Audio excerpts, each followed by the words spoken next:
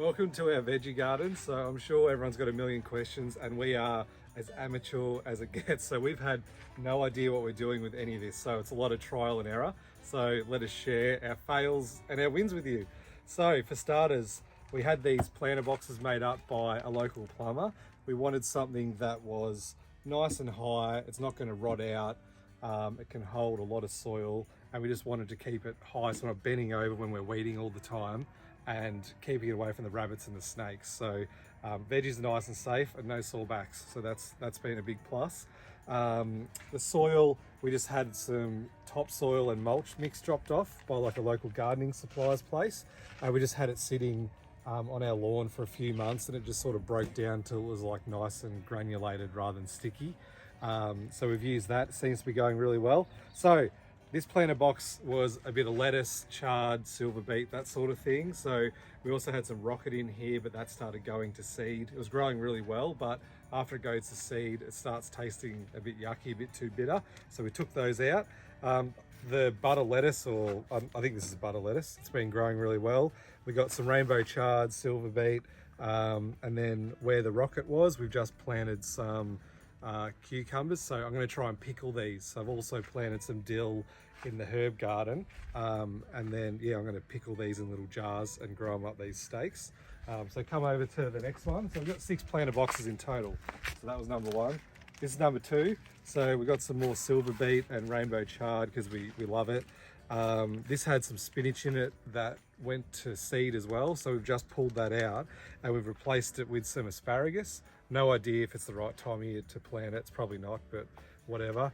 We've got a big ball of lettuce in the middle that's been going really well. And then interestingly enough, we love kale because we like sauteing it with butter.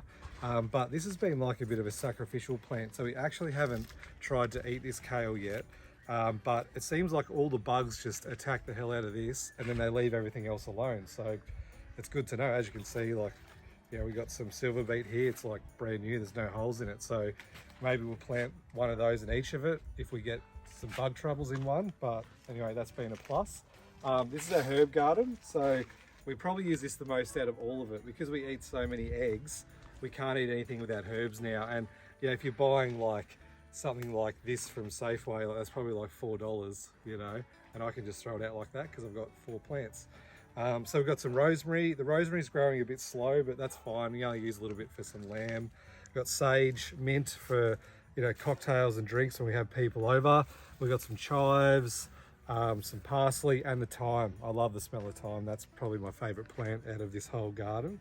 And we've just planted some dill down here too for the pickling of the cucumbers. But when we do the eggs, we usually go thyme, parsley, basil, and chives all in one, and it's a delicious combo. So 3 meals a day, we're using herbs in each meal. So if we come over to this one as well, so this one looks like we know what we're doing, when actually it was a bit of a fluke. We planted corn on the west side, so this is the afternoon sun that's coming over now, and it can be a little bit harmful to some of the younger plants, but it's shading this planter box nicely. So I think what we'll do is in the next season, we'll plant one of these on the west side of each of the planter boxes, and it will shade all the plants in the arvo. So we've got the corn there, hasn't started. There's no veggies on that yet. We've got pumpkin here, spring onion, chilies, some more chilies, and carrots, which I don't think we'll use because they're taking up a lot of real estate. And I believe once you pick them, then that's it. So we want stuff that's sort of regenerative to sort of save us time. This is like the Misfits planter box. This is just what's left over. So we've got a couple of chilies. This is some leftover spinach, I think, spring onion, and then some strawberries for the girls. So I think eventually I'd like this whole thing just to be berries that we can pick.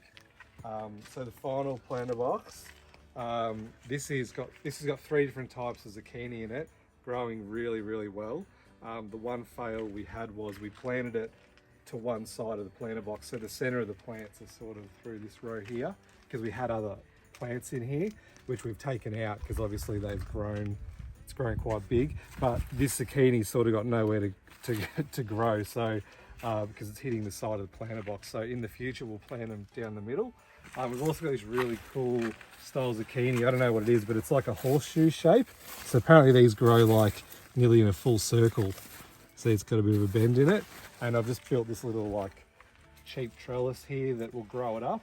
And I'll probably end up doing another trellis on this side and then bridge it across so we can just have like a whole planter box dedicated to zucchinis. And we probably won't eat all these. These will go to like family and friends and that sort of thing. We've also trialed something. We just bought 1,000 worm eggs. So we've spread those out over a few of these planter boxes just to see how it'll go. So you just dig those in, you buy them in a bag from Bunnings with like 20 bucks or something. So yeah, we're trying to get some mulch and chicken poo and worms and utilize that a little bit more, but everything's growing pretty good as it is. So that's our wins and our losses of our planter boxes so far.